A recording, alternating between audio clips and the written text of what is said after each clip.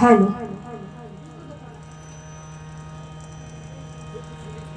Hello hello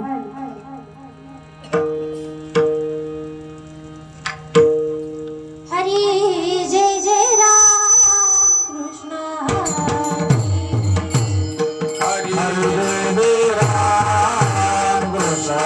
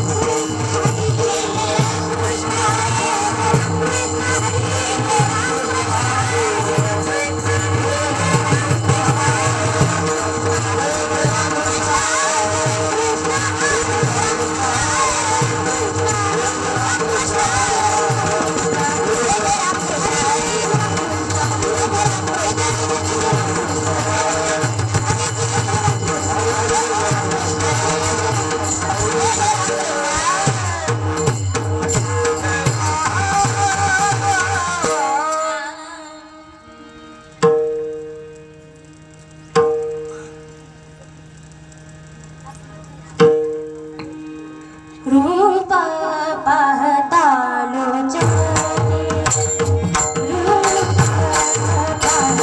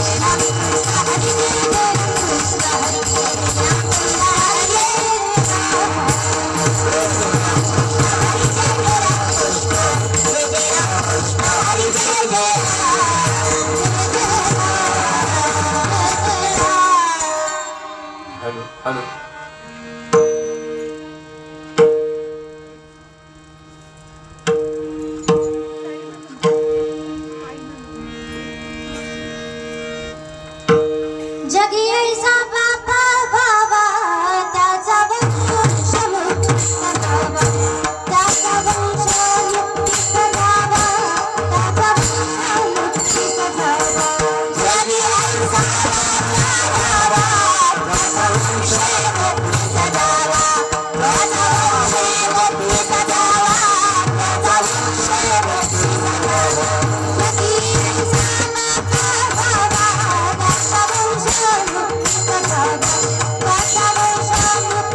जावा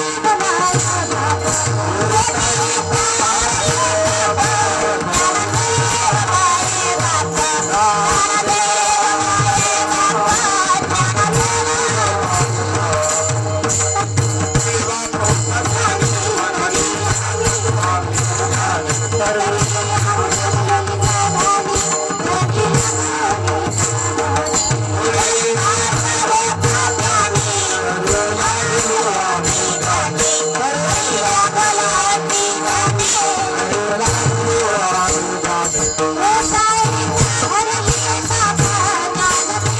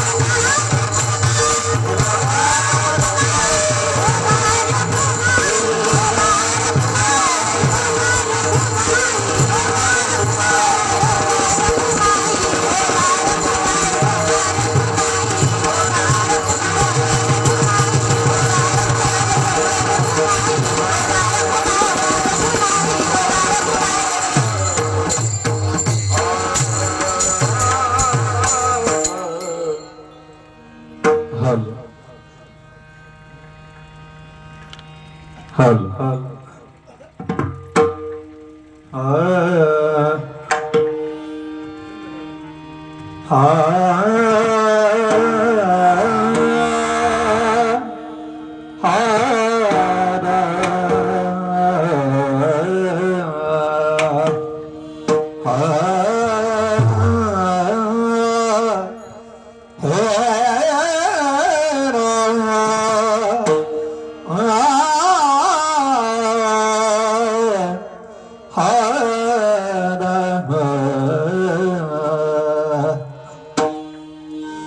जगी ऐसा बाप भावा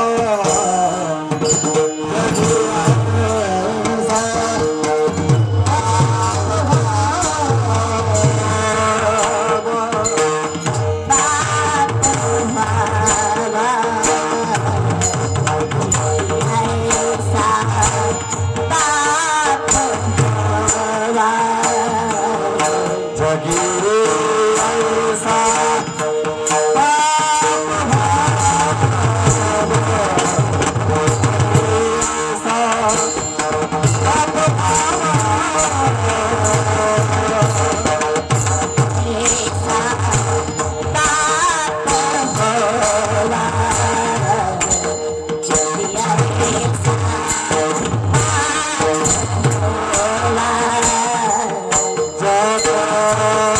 भक्ती सदा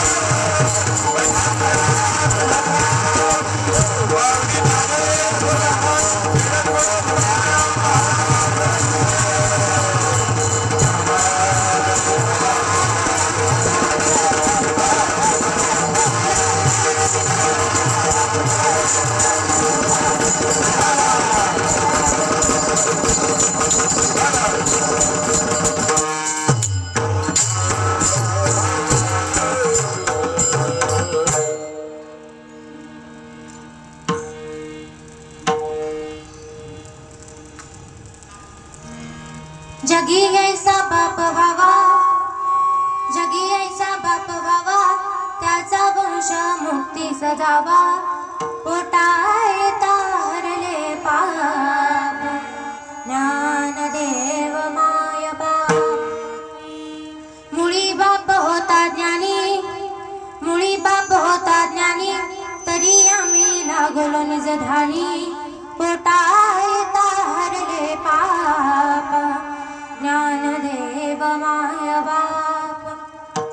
तुका म्हणे मी पोटीचे बाळ, तुका म्हणे मी पोटीचे बाळ, माझी पूर्वा ब्रह्मीचे आळ, पोटाय तारले पाप, ज्ञानदेव माय बाप. नमो विठ्ठला राजया पांडुरंग, नमो रुक्मिणी माऊली ज्ञानगंगा, नमो पुंडलिका नमो चंद्रभागा, नमस्कार माझा रुक्मिणी पांडुरंगा.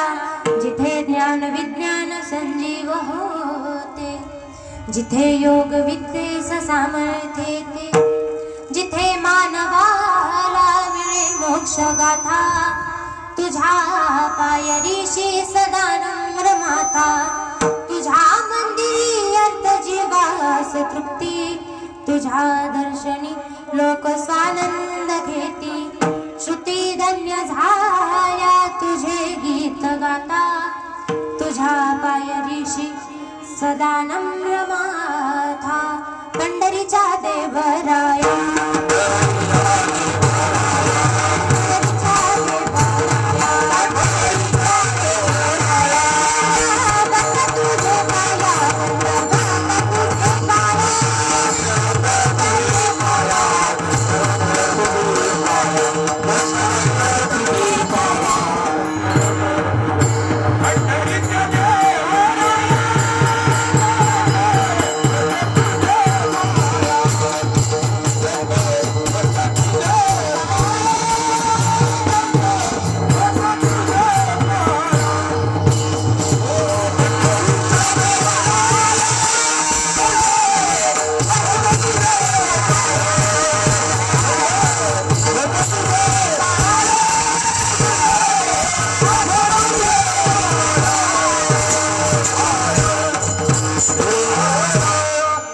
पंढरीच्या देवराया दंडवत तुझे हे पाया, अलंकापुरी रम्य सिंहासनस्थं, पद्मभोजती जो पुरद्वीप प्रदेशं, विदिन्द्रादिदेवाय सदा सेवनायं, समाधिस्थमूर्ति भजे ज्ञानदेवं. ओम नमो ज्ञानेश्वरा करुणाकरा दयाळ, तुमचा अनुग्रह लादलो, पावन झालो चराचरी, मी कला कुसरी काहीच नेनो, बोलतो वचनी अति भाविका, एका जनार्दनी तुमचा दास, त्याची आस पुरवावी विठ्ठल.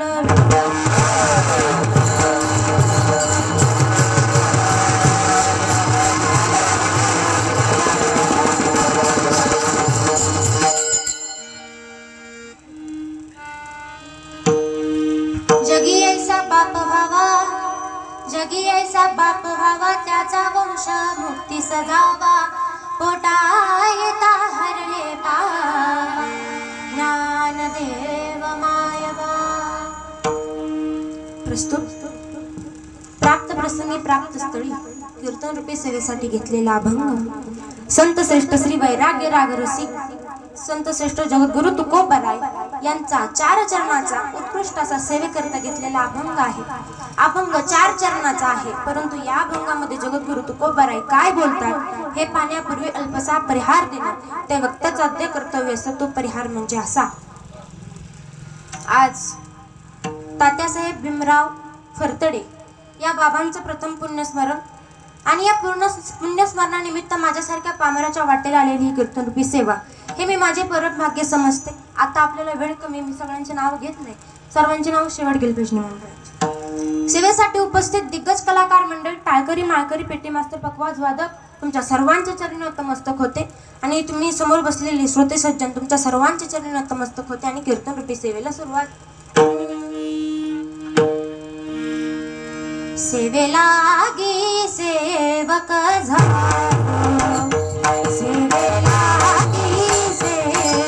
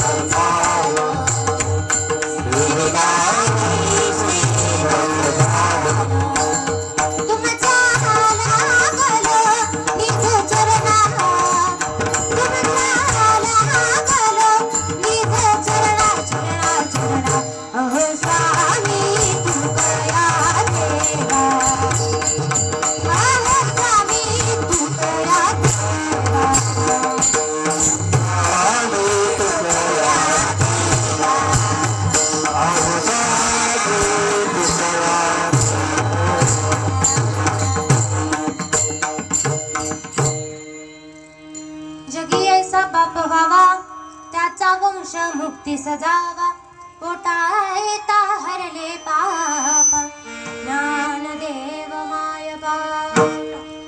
सेवेसाठी घेतलेला अभंग जगद्गुरु तुकोबारायांचा 4 चरणाचा आहे. या अभंगामध्ये जगद्गुरु तुकोबाराय बापाचं वर्णन करतात आणि बापाचं वर्णन करत असताना पहिला शब्द असा वापरतात, जगी ऐसा बाप व्हावा. आज ज्या निमित्तानं आपण इथं सर्वजण एकत्र जमलो आहोत, आपल्या सर्वांना ज्ञात आहे आज या बाबांचं प्रथम पुण्यस्मरण. आणि यांची मुलं फार भाग्यवान आहेत, कारण वडील गेल्यानंतर त्यांच्या ऋणातून मुक्त होण्याकरता, त्यांच्या जुन्या आठवणी जागा करण्याकरता आजचा हा 1 दिवसीय नामयज्ञ ज्ञानयज्ञ कीर्तन सोहळा आयोजित केला. मला हा कीर्तन सोहळा पाहून एक प्रमाण आठवतं. गेले दिगंबर ईश्वर विभूती, गेले दिगंबर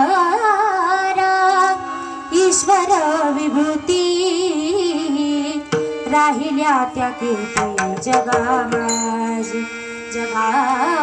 माझी, राहिल्या त्या कीर्ती जगा माझी. आज एवढा मोठा सोहळा आयोजित केला कारण आपल्या वडिलांच्या आठवणी जाग्या करण्याकरता, आपल्या वडिलांना या सोहळ्याचं पुण्य मिळण्याकरता आजचा हा सोहळा आयोजित केला. विठ्ठल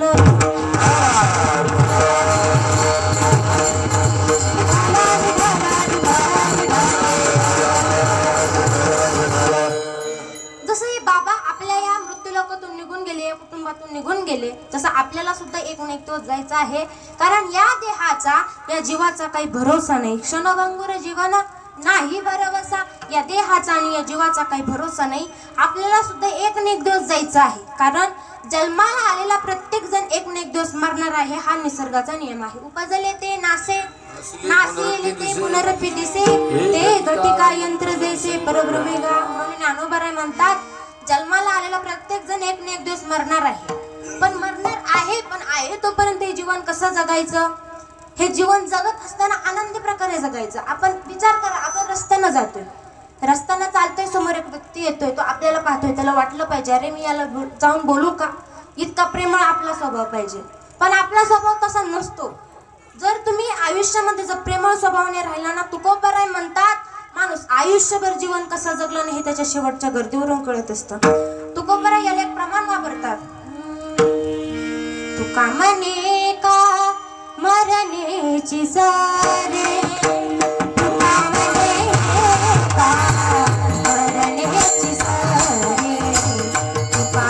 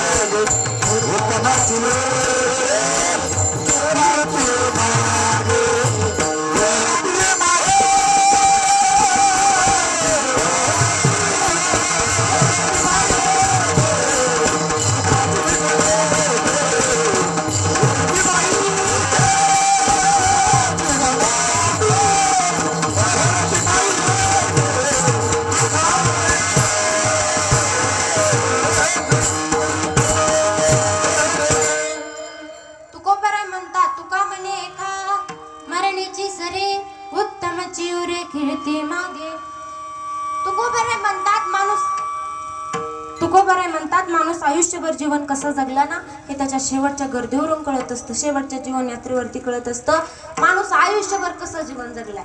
मग आहे तोपर्यंत या देहाचा चांगला उपयोग आणि विनियोग केला पाहिजे, या देहाचा चांगला वापर केला पाहिजे, आहे तोपर्यंत आनंदी राहिलं पाहिजे. आनंदी कसं राहिलं पाहिजे? चंदन स्वतः झिजतं पण दुसऱ्याला सुगंध देतं, अगदी त्याप्रमाणे आपण स्वतः जिजून अगदी दुसऱ्याला कसा आनंद ठेवायचा प्रयत्न करायचा हे आपल्याला आलं पाहिजे. आनंद या जीवनाचा, आनंद या जीवनाचा सुगंधा तरी दळवळावा, पाव्यातला सूर जैसा हा ओठातून ओघळावा. आनंद या जीवनाचा सुगंधा तरी दळवळावा.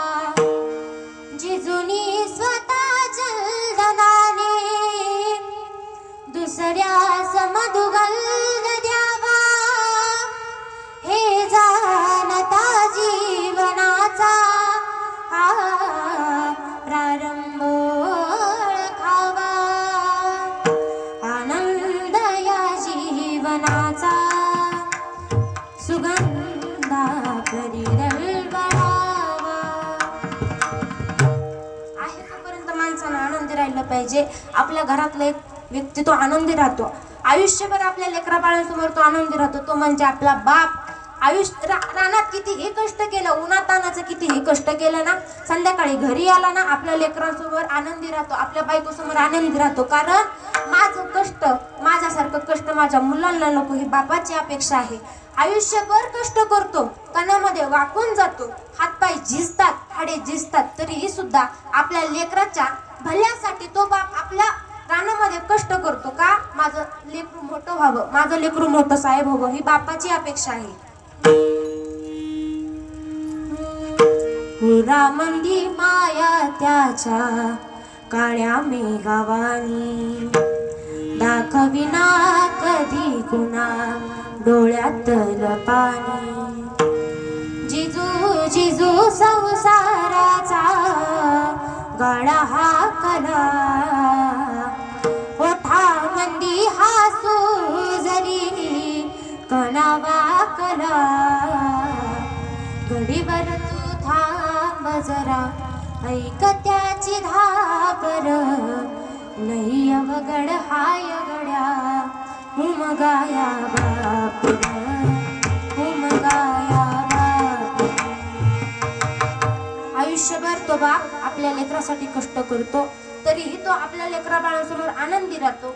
असा हा कष्टकरी बाप, असा प्रेमळ स्वभावाचा बाप करी जोडी लेकुराचे वाणी.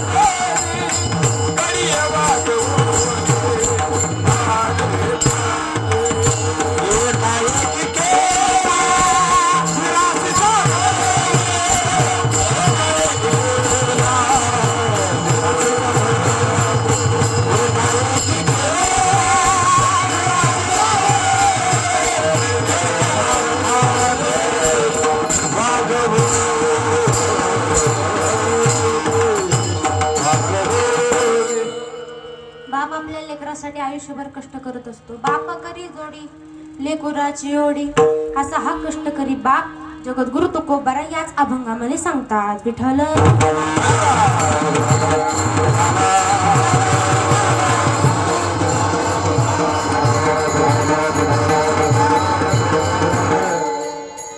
या आजोबांच्या जाण्यानं सर्वांना दुःख झालेलं आहे. त्यांच्या मुलीला, मुलांना, नातेवाईकांना सर्वांना दुःख झालं आहे.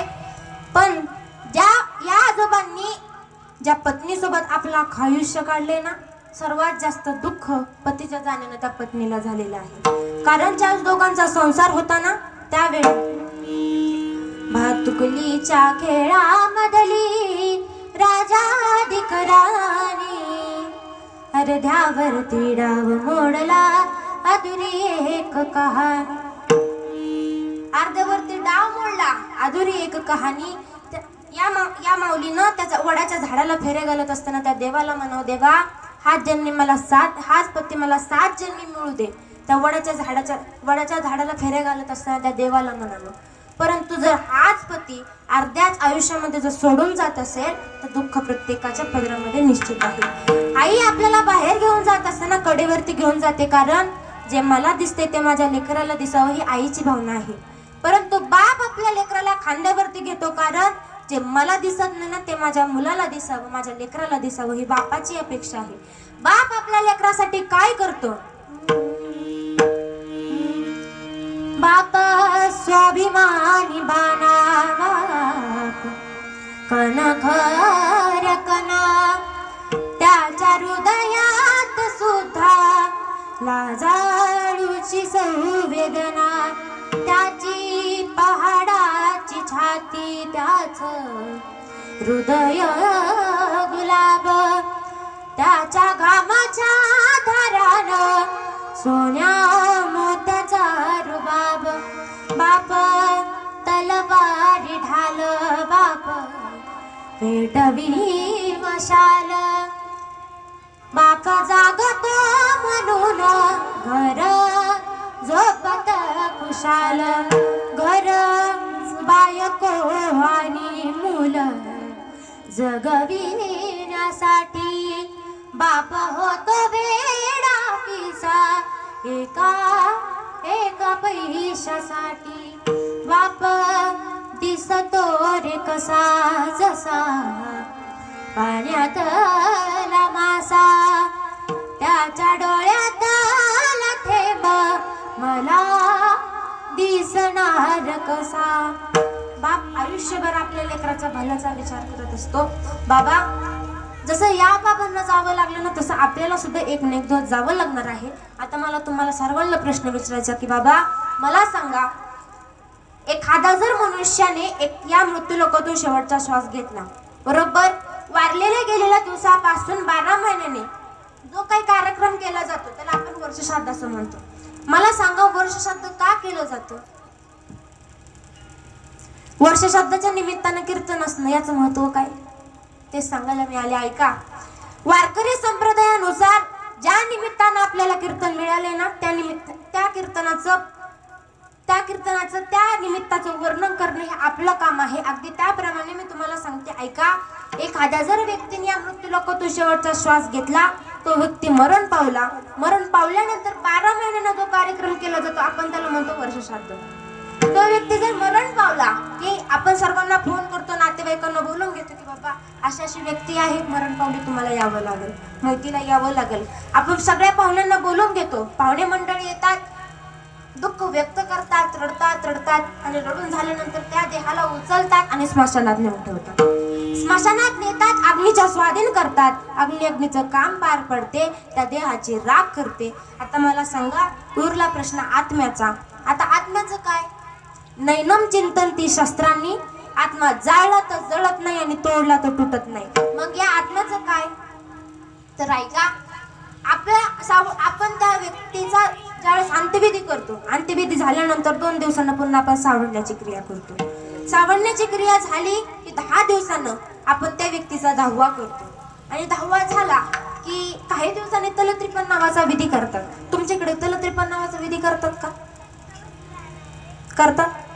करतात का पुरुष मंडळी? आमच्या इकडे तलत्रिपण नावाचा विधी करतात, सगळ्यांकडेच करतात, 13वा करतात, सगळीकडे 13वा करतात. आणि 13वा झाला की तो आत्मा यम दरबाराचा प्रवास सुरू करतो. यम दरबारी पोहोचायला त्याला 12 महिने लागतात. आपण ज्यावेळेस इथं खाली कीर्तनाचा किंवा भजनाचा कार्यक्रम ठेवतो त्या दिवशी त्या आत्म्याचा वरती लेखाजोखा सुरू असतो. त्यांना आयुष्यभर काय केले, किती पुण्य केले, किती पाप केले, काय चूक केली हे तिथं त्या लेखाजोख्यामध्ये उघड केलं जातं.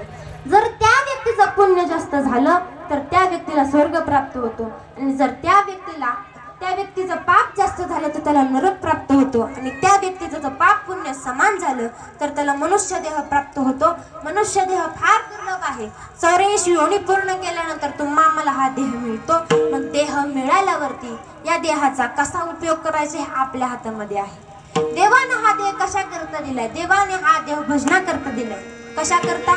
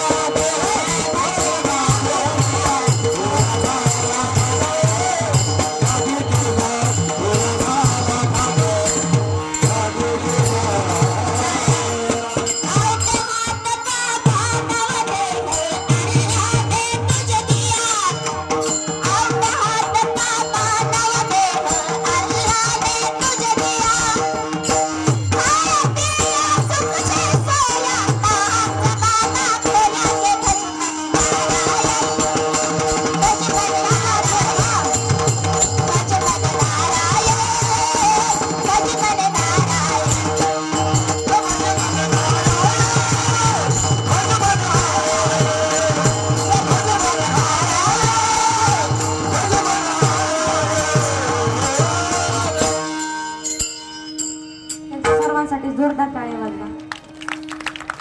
वा, मस्त. देवाने दिलेला हा देह कशा करता दिलाय? भजना करता गेलाय. देवी दिला देह भजन गोमटा, पण आम्ही याचा वापर मात्र भोजना करता करतो, म्हणून जगद्गुरु तुकोबराय म्हणतात, तो या झाला फाटा भादिकेचा. पांडवांचे वडील पंडुराजा अखेरचा श्वास घेतला, अखेरचा श्वास घेतला, आणि श्वास घेतल्यानंतर त्यांचा अंत्यविधी झाला. सावरण्याची क्रिया झाली, 10वा झाला, 13वा झाला, सगळे विधी झाले. आणि 13वा झाल्याबरोबर पंडुराजांचा आत्मा हा यम दरबारांचा प्रवास सुरू करू लागला. 12 महिने लागले यम दरबारी पोहोचायला. यम दरबारी पोहोचले, आणि पोहोचल्यानंतर तिथे त्यांचा लेखाजोखा सुरू झाला. लेखाजोख्यामध्ये त्यांचं पुण्य जास्त झालं, त्याला स्वर्ग उघडा झाला. स्वर्ग उघडा झाल्यानंतर त्यांना स्वर्गामध्ये जायला लावलं. सांगितलं, तुमचं पुण्य जास्त झाले, तुम्हाला स्वर्गामध्ये जायला परमिशन आहे, तुम्ही स्वर्गामध्ये जावा. पंडुराजांना सांगितलं. पंडुराजांनी त्यांच्या आभार मानल्याने स्वर्गामध्ये जाऊ लागले. आता कल्पना करा, पंडुराजा स्वर्गाच्या दिशेने जात आहे. हळूहळू पंडुराजा स्वर्गाच्या दिशेने पोहोचू लागले. त्या स्वर्गाच्या दाराला हात लावला, पाय आत टाकताय, पाय टाकणार तेवढं तर बघता काय पुण्य संपून गेलं. कसं जायचं स्वर्गामध्ये? माघारी येऊ लागले. राजा असो किंवा रंक, माघारी यावं लागलं. तिथेच त्या स्वर्गाला गोल गोल एडे मारू लागले. गोल एडे मारत असताना अचानक नारद मुनी तिथे आले. नारद मुनी म्हणतायत, का हो स्वर्गामध्ये का जाणे हो पंडुराजा? त्यावेळेस पंडुराजा बोलतात, काय सांगू नारद मुनी, माझं पुण्य जास्त झालं, लेखाजोख्यामध्ये पुण्य जास्त झालं, आता आज जायचंय स्वर्गामध्ये, पाऊल टाकायचंय, पाऊल टाकीपर्यंत पुण्य संपून गेलं, आता मी स्वर्गामध्ये कसं जाऊ?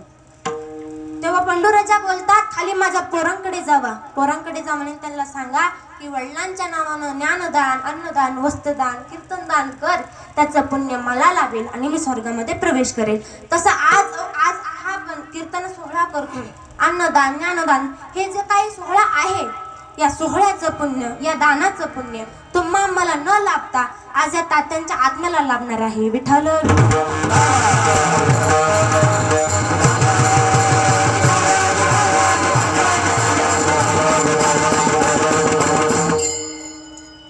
जन्माला येताना प्रत्येक जण आयुष्यभर जोपर्यंत पृथ्वी चालणार आहे तोपर्यंत एक जन्माला जगणार नाही ना आपण, जोपर्यंत पृथ्वी चालणार आहे.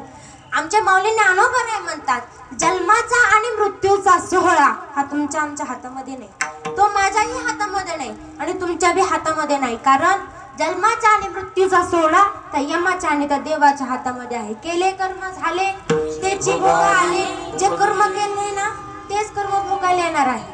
कारण येताना तू घेऊन आलास काय, जाताना घेऊन तू जाशील काय? अरे येताना तू कर्म घेऊन आला, जाताना तू पाप पुण्याची शिदोरी घेऊन जाणार आहे. भला माणसा, तू येताना काय घेऊन आला? आया था नंगा जाएगा भी नंगा. येताना बिना वस्त्रच आला, आपल्या अंगावरती थोडं सुद्धा वस्त्र नव्हतं आणि जाताना सुद्धा बिना वस्त्राचा जाणार आहे. आपण एवढी प्रॉपर्टी कमवतो, त्या प्रॉपर्टीतला एवढा कण सुद्धा आपल्याला नेता येणार आहे. धन मिळवून कोट्यान कोटी, मिळवून कोट्यान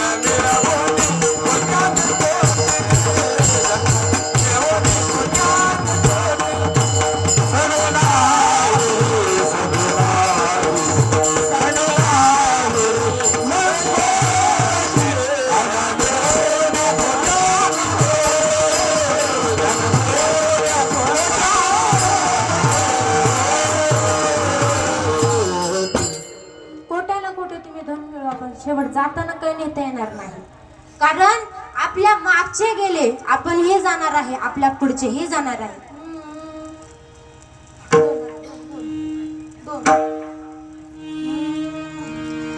आजा मेला पंजा मेला, आजा मेला पंजा मेला, बाप मसना गेला, देखत देखत ना तू पण तो तैसा झाला. आपल्या मागचे गेले, आपण ही जाणार आहोत. कर्म कधी कोणाला चुकत नाही आणि मरण तर कोणालाच चुकवता येत नाही. आमच्या देवाच्या बापाला सुद्धा मरण चुकवता आलं नाही.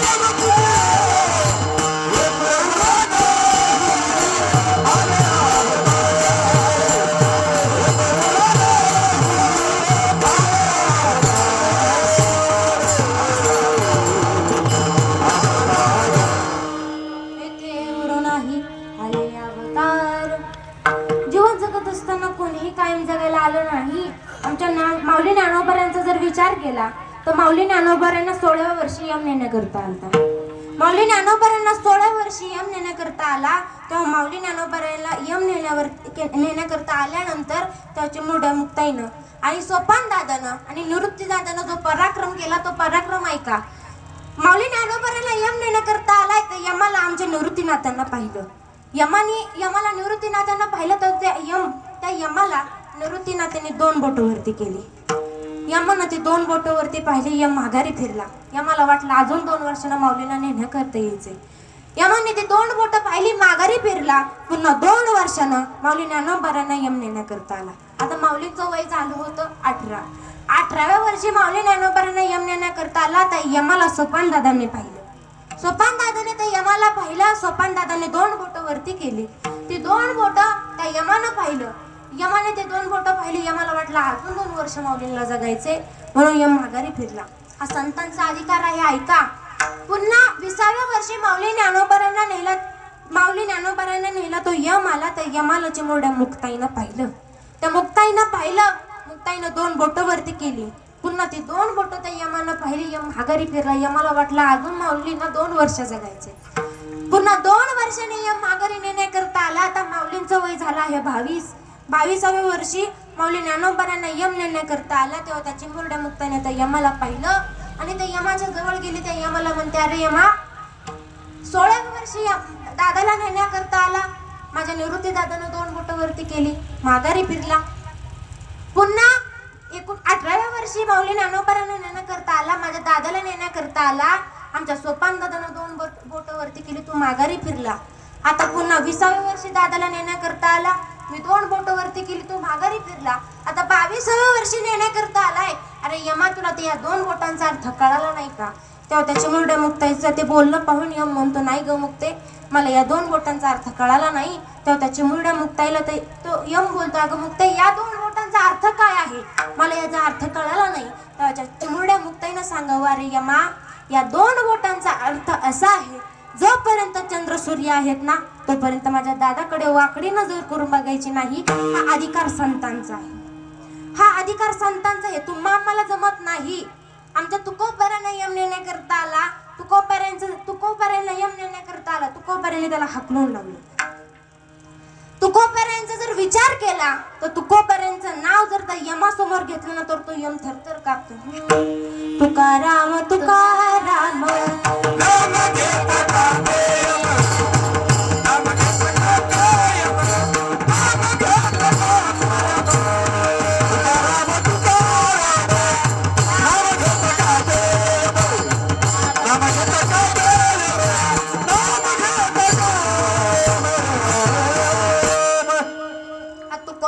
अधिकार आहे.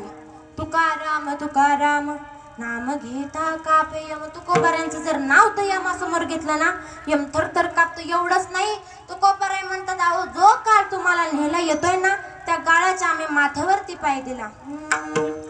जगा काळ खाय आम्ही माथा दिला पाय.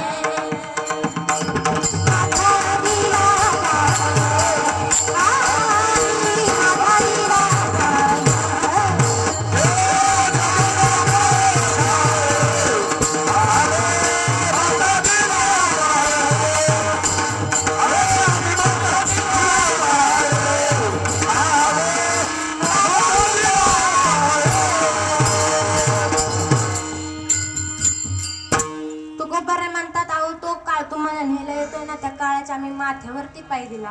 हा अधिकार संतांचा आहे. आजही आम्ही देहूला गेलो तर देहूला संत वाहणारी इंद्राणी दिसेल, पण त्या इंद्राणीच्या काठी बसून अमृतवाणी फुलवणारे आणि या जगाला जगतवंदनीय करून जाणारे आमचे संत श्रेष्ठ जगद्गुरु तुकोबाराय तिथं तुम्हा आम्हाला दिसणार नाही. आजही आळंदीला गेला तर आळंदीच्या माऊलींच्या समाधीवरती प्रकाशाचा लखलखाट दिसेल, परंतु हा जगाचा बाप तुम्हा मला ज्ञानाचा प्रकाश पोहोचवणारा, एवढा मोठा ज्ञानाचा सागर पोहोचवणारा बाप, ती माऊली तुम्हाला तिथं दिसणार नाही. कित्येक गाड्या आल्या, कित्येक गाड्या गेल्या, परंतु स्वच्छतेचं महत्व बहवणारे संत गाडगे बाबा तुम्हा आम्हाला दिसणार नाही. जन्माला कित्येक येतील, कित्येक जण मरतील, परंतु ही रयस सुखी व्हावी ज्या श्रींची इच्छा, ते छत्रपती शिवाजी महाराज तुम्हा आम्हाला दिसणार नाही. तुम्ही आम्ही भाग्यवान आहात, आपण या महाराष्ट्रामध्ये जन्माला जन्माला आलोय. आपण खरंच खूप भाग्यवान आहोत. परंतु आम्हाला याची किंमत नाही. याची किंमत फक्त विदेशी लोकांना कळते की हा भारत देश